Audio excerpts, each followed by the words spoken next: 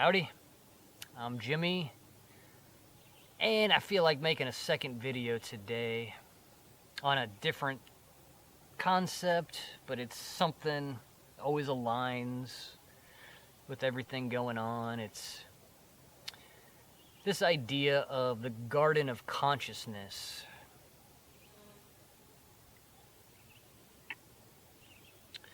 Like I tell you, I'm always trying to figure out reality, like what is even going on here? Why are we here? What's the deal? What am I? What's the purpose? What's the future? What's the why? I think a lot of us go throughout our life like, why? Why me? Why am I here? Why did that happen? Why? And it makes me think of when I was a child. And you still hear children do this. I love it. To where the mother explains to the kid, like, hey, you can't put your hand on the stove because it'll burn. Why? Because it's hot why? It's just how children are always like, why? They're always asking why.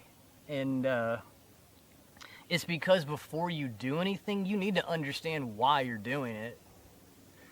And there's been this entire thing as when you're growing up, just trust us. You don't have to know the whys. You just do it. You're just commanded. You're just ordered. So you got to understand during your childhood why they didn't answer any of the whys is because they don't know. Like most of your parents, most of the people you asked, why is this like that? Why, teacher, why?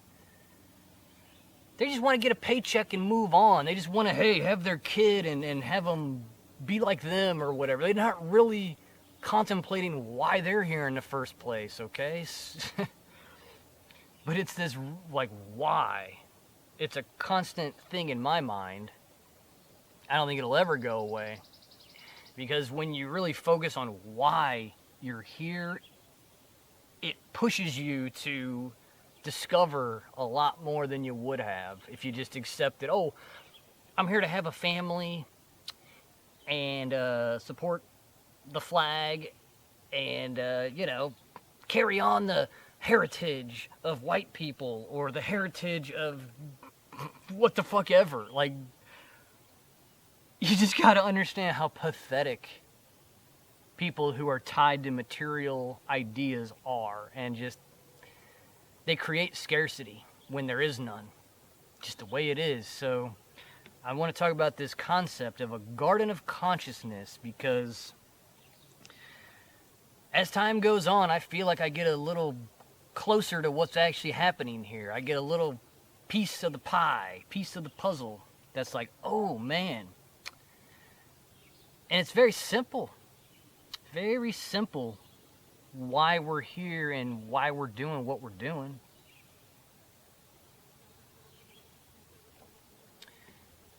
It's a garden.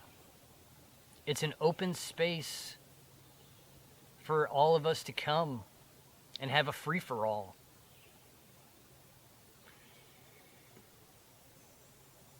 You have to make up the why while you're here. But let me take some steps back, because it's easy to say this. It's easy to da-da-da-da-da-da-da-da, right? You have to go back to the original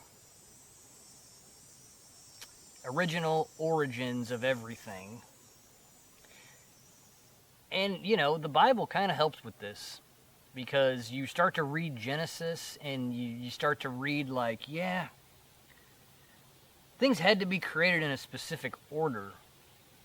And then for this kind of place to happen, they had to be divided into polarities, into instead of polarities, it's like a womb of creation. You had to create a space, I guess is the word that I'm looking for. So with all of these opposites going on around us, they're just ways to express ourselves throughout eternity in a temporary manner. Because, man, we don't want to... the last thing you'd want is to live forever. when you start to realize what's actually happening and how sick this place makes the spirit, and how material life and material phenomenon is our unnatural state.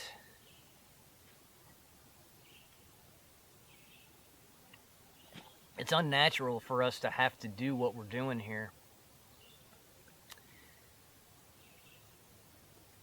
And so I'll give you a metaphor, right? I liken myself to like a fish out of water, right? Like I'm a fish who's spiritual, etheric. I'm not a hard body, hard pain thing. You know, that's just the simulation suit, the bot-e that I'm in right now. I'm a fish out of water. So I would make this metaphor of we could do this here too. We can create a world just like this because it's just the way creation goes. We can keep creating whatever we would like based off of this environment, but you take a fish out of water, you put it in its fish bowl, and then you make it a cyborg, right? You connect this fish, and it's in its fish bowl still, but you connect electronics into it, just like the Matrix, you know. And then you have a fish bowl, and the fish is connected to electronics, and then you put that fish bowl on a robot body, right? I'll try to give you a picture of this. I'm sure somebody has something out there on the internet. But just think about this metaphor of a fish in a fish bowl on a robot body, and then like you could have a goldfish walking around here in a robot. It really, I don't know what it'd be thinking, what it'd be doing, but it'd probably still just be a goldfish looking for food or whatever stupid thing it does. That's how I liken this experience. Like I'm literally like that fish that's been taken and put it into this body that ain't, like I'm not in my natural form. I've been taken out of my unrealized, uncreated state and put into something that's, oh man, it makes you feel claustrophobic. The more you think about a body and the feelings that you get, and when you receive any pain, you're like, man, ugh. You really start to understand that the reason you have pain is it's a signal, okay? But what has happened over the past like 150 years is they've made electricity, they've turned up these towers, they've made a way for us to experience pain a lot more common. They poisoned the environment, they poisoned the food. So this is an age of pain and suffering.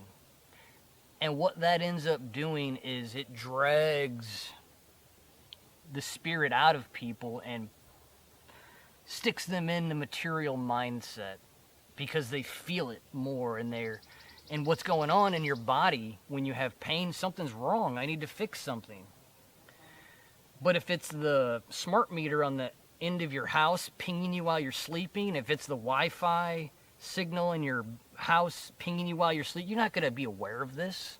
You're just going to like not be able to fully rest. You're not going to be able to fully recover ever. And so what I'm trying to say is this place that we're in, it's an experiment. It's a garden of consciousness. Anything can happen. It's a free-for-all, okay? And pain has become the replacement of pleasure. I just think instead of like coming to a place and experiencing pleasure with each other and, okay, that was fun, guys, I'll see you in the next one, it's flipped. And people are possessed by this material. And they're possessed by like murdering other people. Like there's definitely something going on when you kill somebody here. Because you killed an entire world. You just don't really think about what murder actually does. People are just so flippant about it. especially in war and especially with people on the other side of the world for some reason. They're just like, kill them, whatever, as long as I can be comfortable. But you have to piece all this together and like, why? I don't want to hurt anybody. I will never hurt anybody unless they're coming at me, right? It's like we all have a basic right to defend ourselves. That's the only time when unaliving somebody is acceptable. But these people who have murdered in the past and gained power, and now they murder in the present and they have all this power, they understand that if we ever have a happy, pleasurable society, an example of freedom and abundance, they're done with. It's over. They have to keep producing scarcity and producing pain to continue to control. And so what I'm trying to wrap all this into this idea of we're in a free-for-all game of types. And these people have been able to transform this entire place into a pain prison so they can rule over the pain prison. It goes along with, you know, people would rather rule in hell than serve in heaven. I just don't see it like you're serving heaven. It's just like you're not an asshole. It's just all it is. It's like, you know,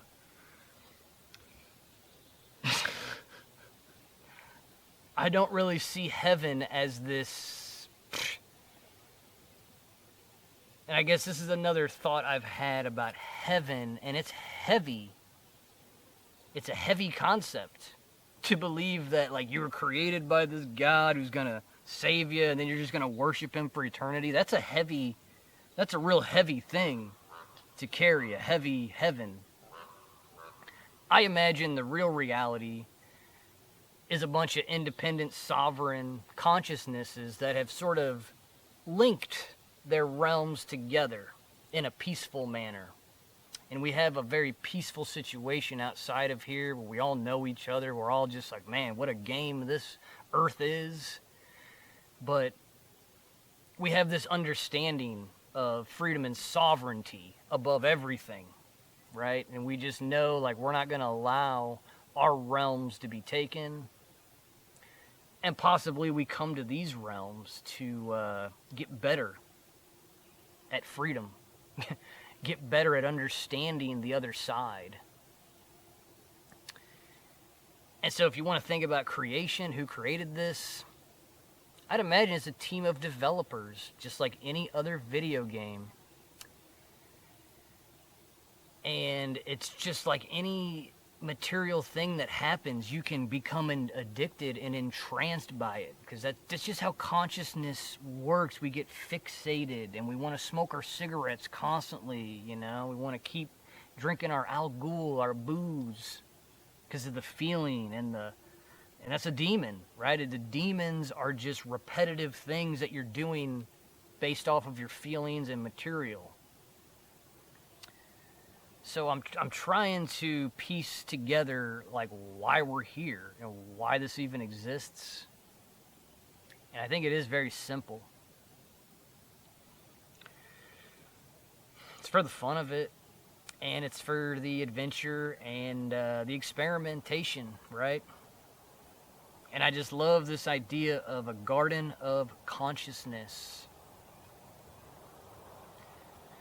I try to imagine before this was ever created, before we ever came into these avatar bodies, and there was nothing. There was just probably talk, like we would talk to each other and play, and we must have we just, you know, got bored, I would think. And being a creator, well, let's create stuff. Let's get into this. And because outside of this instant, you can instantly, boom, a giant ice cream fountain. Eat all the ice cream I want and feel the best. I get boom, 100 beautiful women right there, or the one beautiful girl. You could just imagine all this, have it happen outside of this reality. So we're like, man, we need to make it hard on ourselves because we don't even know what hard is because everything's just sort of imaginary and fun and etheric. So we're like, okay, let's make a place to where it takes time. Nothing's instant. Nothing is instant here. And that's why the garden, why I've been drawn to gardens, and this whole thing is it's been the big piece of the puzzle. Like, we're in a garden. And we want to see what'll happen. Like, the only reason I'm hanging around in this realm is like, what is going to happen? This is a crazy freak show, and I got the front row seat. You know, I don't expect to. I don't know what I expect from this. I'm just curious, and I just think that's why we made this place, is to feed our curiosity, you know,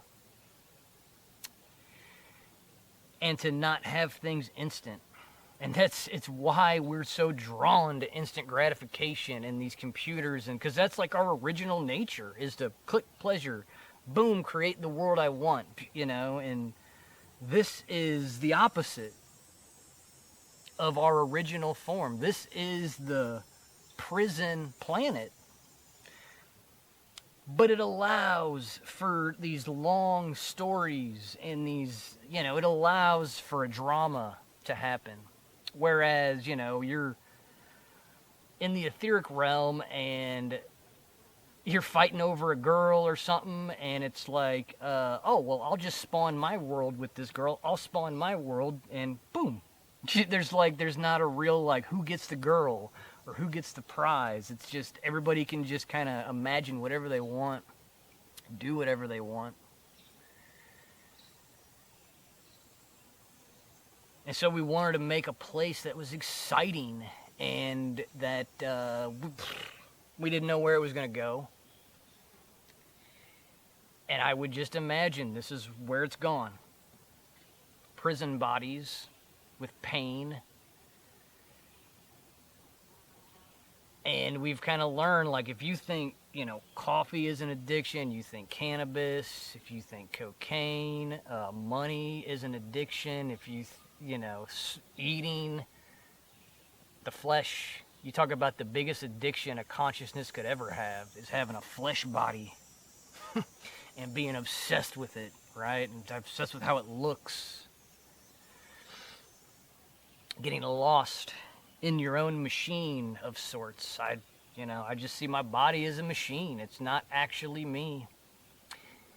It's a temple, though.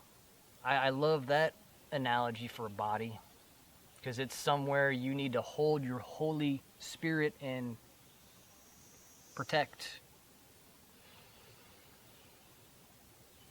But I think you're understanding where I'm going with all this.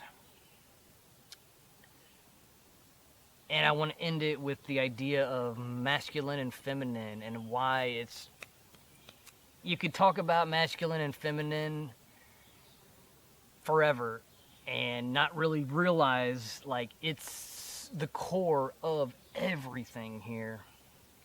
And how in my opinion, the feminine is the container. It's the open space. The male is the wind, it's the air, it's the force, it's the movement, okay? It's the penetrator, right? We obviously all know how humans are created. The male penetrates the female, right? And then boom, a baby's born.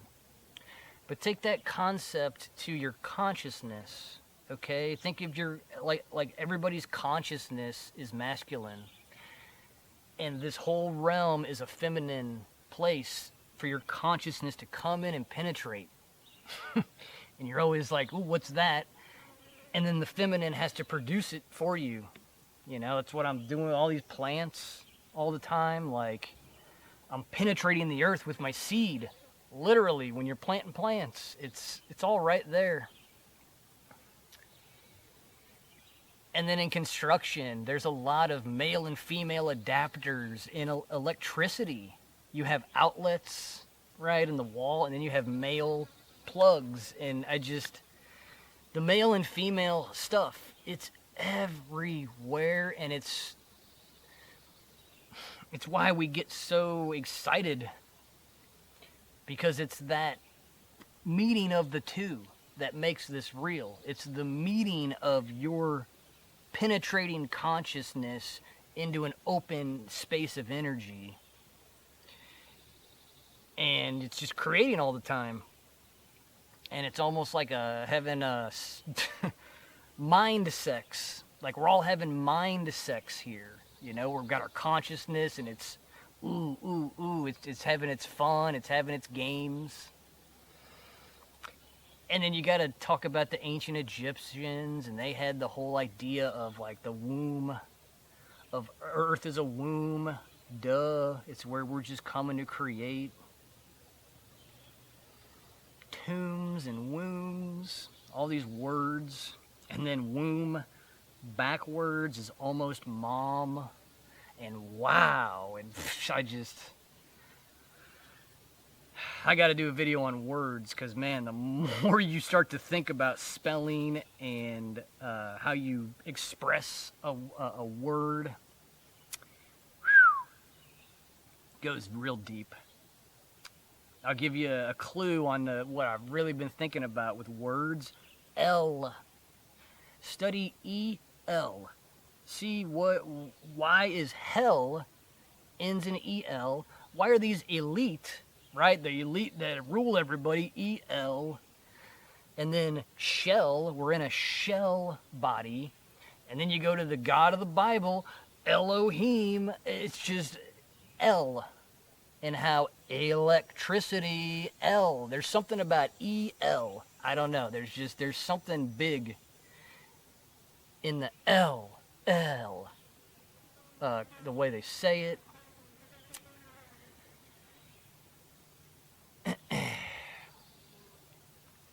It's one of those things that trips me out, is the words that we use, and how there's got to be some symbolic past tying to the now from all of that, and how it's everywhere.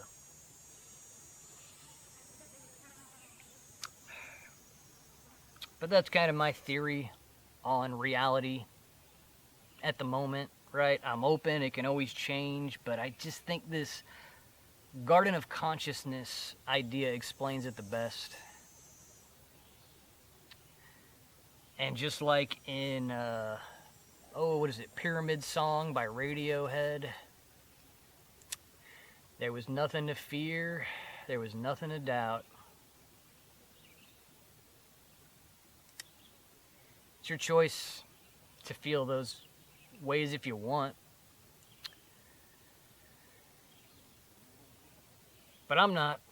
I'm having a great time. I'm excited about this future. I'm excited about World War III.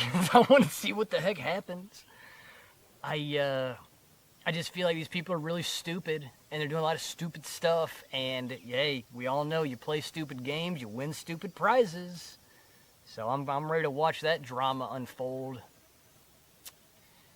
But hey, enjoy yourselves. The hottest month of the year is upon us. We got a full screwing moon tomorrow. Feel the energy. I love you guys.